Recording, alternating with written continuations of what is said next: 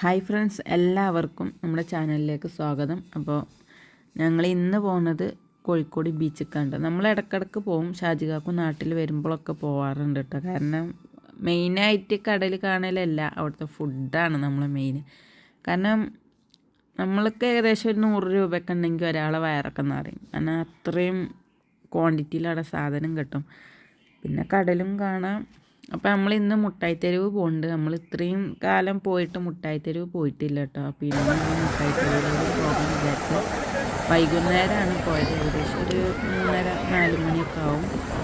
നമ്മൾ വീട്ടിൽ നിന്ന് തന്നെ പോയപ്പോൾ അവിടെ എത്തിയപ്പോൾ ഏകദേശം 5-6 മണിയൊക്കെ ആയിട്ടുണ്ട്.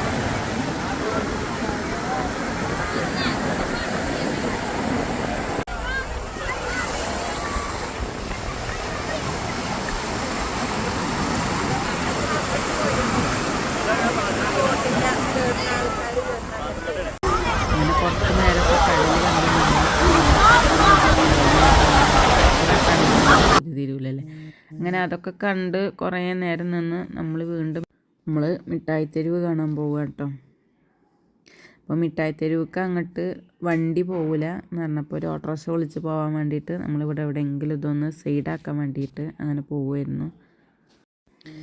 അങ്ങനെ നമ്മൾ അവിടുന്ന് മിഠായിത്തെരുവിലെത്തിയിട്ടുണ്ട്. അവിടെ കൂടി ഇങ്ങനെ നടക്കുക കേട്ടോ. ഒരുപാട് ഷോപ്പ് ഉണ്ടായിരുന്നു, അടിപൊളിയായിരുന്നു. പക്ഷെ നമ്മൾ എത്താൻ കുറച്ച് ലേറ്റായി. നമ്മൾ ബീച്ചിൽ പോകുന്നതാണ്, പിന്നെയാണ് അവിടെ എത്താണെന്ന് കണ്ടപ്പോൾ അങ്ങനെ പോയത്. പിന്നെ നമ്മൾ അവിടുന്ന് ഒരു ഫലൂദൊക്കെ വാങ്ങി കഴിച്ചിട്ടുണ്ടായിരുന്നു കേട്ടോ. കാരണം മെയിനായിട്ട് ഫുഡ് അടിക്കാൻ പോയതാണല്ലോ. അപ്പോൾ മിഠായിത്തെരുവിൽ നിന്ന് ഫ്രൂട്ട്സൊക്കെ ഇട്ടിട്ട്, പക്ഷെ ഇതിൽ വെറും പപ്പായയും മാംഗോ എന്നുള്ളൂ ഉണ്ടായിരുന്നു. അങ്ങനെ രാത്രി പിന്നെ ഇവിടേക്ക് തന്നെ തിരിച്ച് വന്ന് നമ്മൾ ഫസ്റ്റ് പോയത് അതുപോലെ പൊരിക്കടിയൊക്കെ വാങ്ങാനായിരുന്നു കേട്ടോ.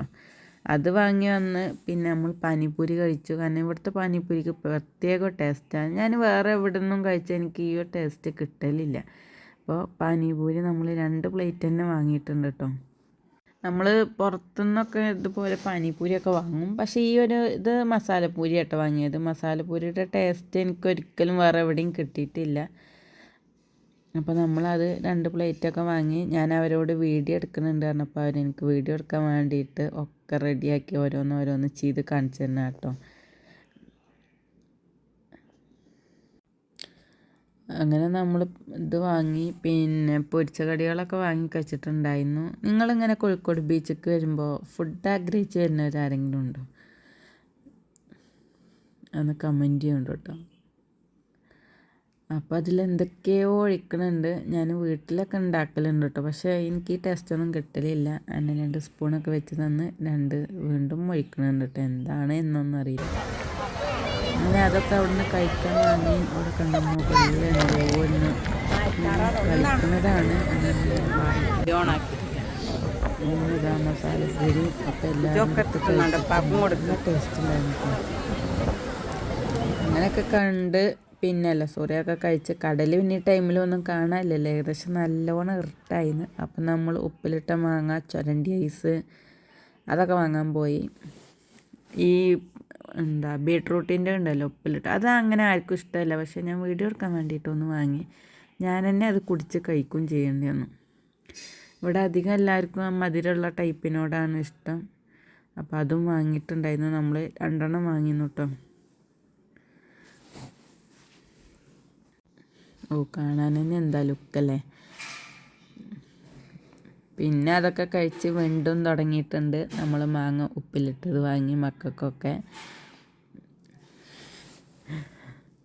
ഓരോരുത്തർക്കും ഓരോന്നായിരുന്നു കേട്ടോ. അത് കഴിഞ്ഞ് കഴിഞ്ഞാൽ കളിപ്പാട്ടത്തിൻ്റെ അടുത്ത് കൂടി പോയിട്ടുണ്ട്.